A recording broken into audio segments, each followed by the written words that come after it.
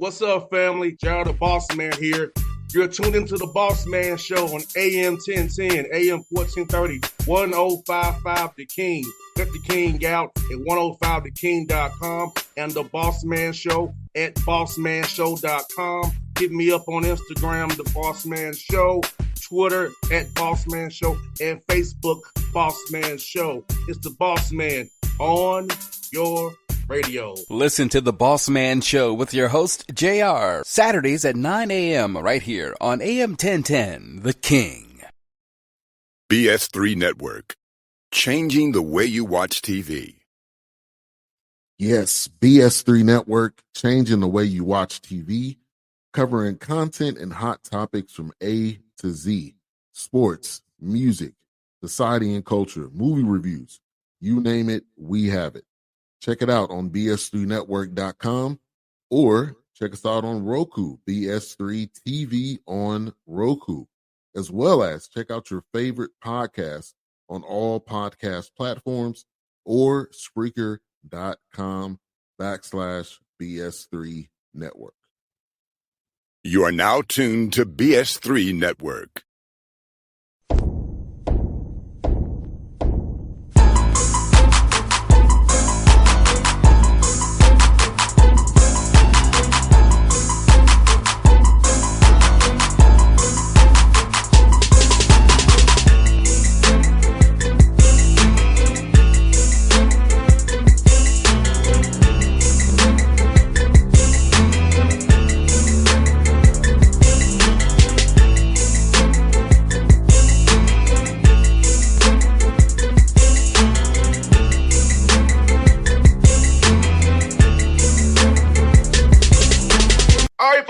Bossman Show, friend of the show, Coach Eric Konkol, Tulsa Golden Hurricane out of the AAC, the American Conference. Coach, good to see you again, man.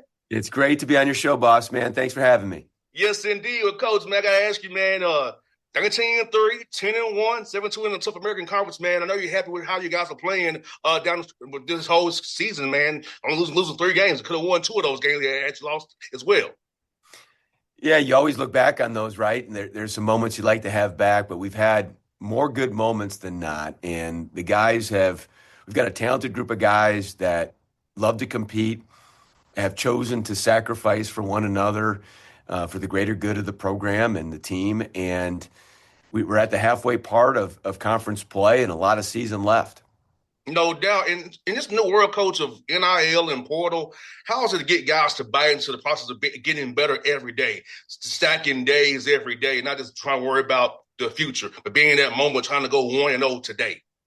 I think it's one of the biggest challenges. Now, I think so much of it is recruiting and evaluating, then recruiting guys that are self-motivated to improve, because that's what this is all about. There is no standing still. You're either getting better or you're getting worse. But many times guys are very individually motivated to improve. It's how they choose to improve within the construct of the team and the team's goals, and how that fits. And I think that's the greatest challenge when you have so many new pieces each year. But thankfully, we've been able to identify a group of guys that fit really well together in skill set, but more importantly, fit together personality-wise. They communicate. They've got to know each other really, really well very quickly, and have built a good bit of trust. And you know what? When I watch your guys and when I watch your games, I can tell by the timeouts and the benches, like your guys are into it. They're connected. And I can see from the outside how much you've done work for those guys to really be a oneness, where it's not about me, not just me, but about the team. So talk about that piece. It has a little harder today with having a new team every year, trying to get guys to be on the same page, connect, be together, and really be for my brother on the court. But when I watch you guys play, I see it. Well, I think it's a great testament to the guys, and then just the overall environment we have here at Tulsa. It's a smaller private school. There's a great community here. You feel connected. You feel a part of something. The president to the AD, everybody knows each other's names. Like, you just feel a part of something. But then you also feel a great responsibility to the city. We have 1 million people here in Tulsa. Our guys are very recognizable. There's great history in Tulsa basketball. And it's important here. And then you go within the walls of our team. Again, it's the players. The players and the way they've been raised in this game, the competitiveness and their desire to win really is a big part of what we're trying to do. No doubt. And this year, coach, I noticed you all won some very close clutch time games. Talk about just getting that experience for your guys to win in tight situations to where now games become more important in February into March. They've had the experience already because we can do it in practice. It's situational driven practice, but we know it's not the same as when the refs and the other jerseys are there. So, but your guys have succeeded in winning time plays. Talk about the importance for your guys to grow in that manner already this year. Well, you're right, boss man. I mean, it's you grow through struggle, and we've been able to have some close games where we're put in some tough situations, and through practice, the guys executed. I can think of a few instances just off the top of my head, offensively or defensively, situational basketball.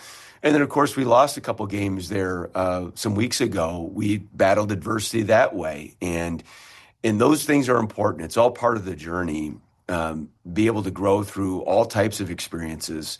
And, again, it's a testament to the guys because we've asked a lot of them, very demanding here of a certain standard, and the guys are absolutely accepting it. No doubt. And for you and your staff meetings, it has to be fun trying to put together these pieces of late game for either 2 or 3. If we down by this much, who do we go with? How about that chess matches as a coach and your staff trying to figure out those things that really matter to try to figure out those right key lineups to really win these games that are tight like that? It's a fun part of the game. I mean, it's, in my opinion, of course, the greatest game where you have to play offense and defense. There's different flow, and then there's different special situations. And a lot of sports have that. But, we talk about the 80-20, boss man, 80% of the game. What is our philosophy? What are we trying to be great at? What is going to ring true in most every game we play? And then there's that 20% of special situations and nuance. And that's something that's ongoing. It's something that you continue to evaluate your team and figure out, from which way does a guy run and shoot best to what little situations we might be able to emphasize. And that's the real fun. And we've got a lot of games hopefully to play, and we're going to keep working on that. Now, I was talking about this with one of our listeners here the other day, Coach, about you all just see the great shot. But you don't see the great screen. Or the great bluff or the great cut, got the open 3 to win the game. I think fans sometimes don't see the nuance of the game that you and I see of how every man has a key role to getting the great shot that we want to make a miss, whatever. At least we got the great shot. I don't think the fans don't understand the nuance of the screening, the backside actions, and how these things come together to see that great shot you see on Sports Center out there, it splashes in. Well, when we talk to our players about watching games on their own, and there's I think a great difference is typically fans will watch the ball, like where the ball goes, where the ball moves, who has the ball in their hand, when the shot goes up. But I think the trained eye of coaching and great players, they're able to see the ball in one corner of their eye, but see how everything else is moving. Watch the other 9 players on the floor that do not have the ball in their hands and what is going on. And there's so much nuance in this game. There's so many ways to play. There's so many different ways to be good. And I guess that's the hardest thing in coaching is just trying to pare it down into the simple and be able to project that to the players so they can execute. No doubt. You're doing a good job sharing the ball, too. I've seen multiple guys in double figures. Look about those selfishness of your guys to really want to share the basketball, get others involved, and going for those the great shots that you want to have. So about that, your guys being willing to do that as well, because I'm seeing just by the stats. Most guys in double figures, that means the ball's moving around and that ball's popping. It's the best basketball, and I think it's the hardest thing to guard. And, we've had a number of nights with 4 and 5 guys in double figures.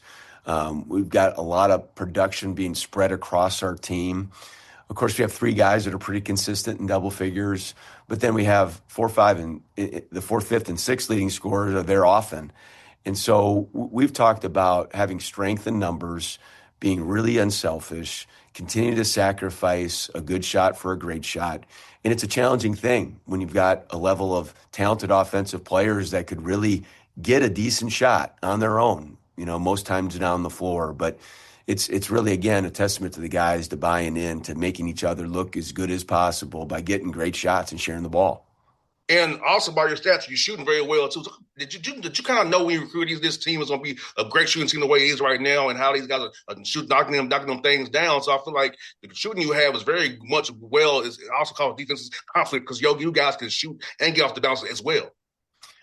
So when we look to put this team together, and everybody will prioritize, you need guys that can shoot, but we really went all in on that, and then we went in with a couple guys that shot it fine, but they were really good at getting downhill. So we were looking at those two pieces of guys that could really shoot and some guys that could really get downhill. And then you sprinkle in some guys that naturally had some good passing. And it's simple in a way to say it, but it was very complex as we were going through it. It's a testament to the staff. My assistant coaches who did a great job evaluating this group, but we absolutely prioritized shooting. We needed more of it than what we've had. But we've got a number of guys that we feel really good about when they light it up from three. And doing a good job rebounding the basketball. You both know the possession game is very important. Offensively getting rebounds, defensively getting rebounds, and getting up those push aheads as well. So talk about the focus on getting rebounds offensively and defensively for your guys, and getting out in transition and getting in space and getting into your early offense to get great shots that way as well. Well, first on the offensive end, this is a team that we've emphasized offensive rebounding more than any other team. And you see that across basketball. I know you're seeing it in the NBA. And we're strategic with it. We have certain guys that crash at certain times. But when they go, we want them to go. Now, on a defensive standpoint, that was something, and it's still ongoing, trying to figure out a way for us to be the best version of us. Some teams really align with, hey, we're going to look to turn people over. It's not something, turnovers and block shots are not one of our strengths, but we're really trying to play, guard the paint, contest shots, and try to limit them to one by being really good on the defensive glass. No doubt, and also offensive for you, limiting turnovers has been just something you've been doing good all year long about, because we both know those live ball ones are killers. You can't defend those. So talk about your guys valuing that basketball and not giving too many of them live ball situations where you can't defend them in transition. Well, I'm in my office right now, and I've got this board in the first thing and the most important thing that I think dictates the game is protecting the basketball. I mean, we want to talk about defense first, and we typically do, but if you turn that ball over on a live ball, like you said, it is a pick six. Teams are scoring or getting fouled immediately. And so protecting the basketball, and there's a lot of different ways to do that. We want to share it. But we want to play with some tempo so that if we got a great shot, let's take it before we turn it over.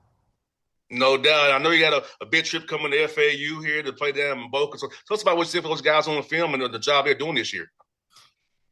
Yeah, this is a big road trip for us. We'll practice and leave tomorrow to go down to FAU, and very talented team. They've played some really good basketball. Have had some big wins this year. I know they've got a couple injuries here in the last week. Expect them to be healthy, but really good team. Coach Jacobs does a great job. They're a tough team to score on. They got a lot of length and athleticism, and it's always tough to go down to FAU. No doubt. Coach Konkol, thank you for your time as always, buddy. Glad to see you again, man. I hope you keep doing well. Hope to talk to you again in March, hopefully, after you win that tournament, man. Let's do it, boss, man. Thanks for having me. Hey, see you, buddy. Thanks as always, buddy.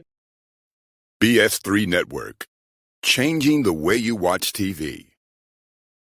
Yes, BS3 Network, changing the way you watch TV, covering content and hot topics from A to Z, sports, music, society and culture, movie reviews, you name it, we have it. Check it out on bs3network.com or check us out on Roku, BS3 TV on Roku, as well as check out your favorite podcasts on all podcast platforms or Spreaker.com/BS3 Network. You are now tuned to BS3 Network. What's up, family? Gerald the Bossman here. You're tuned into the Bossman Show on AM 1010, AM 1430, 1055 The King. Let the King out at 105theking.com and the Bossman Show at bossmanshow.com. Hit me up on Instagram, The Bossman Show, Twitter at Bossman Show, and Facebook, Bossman Show. It's the Bossman on your radio. Listen to The Bossman Show with your host, JR, Saturdays at 9 a.m. right here on AM 1010, The King.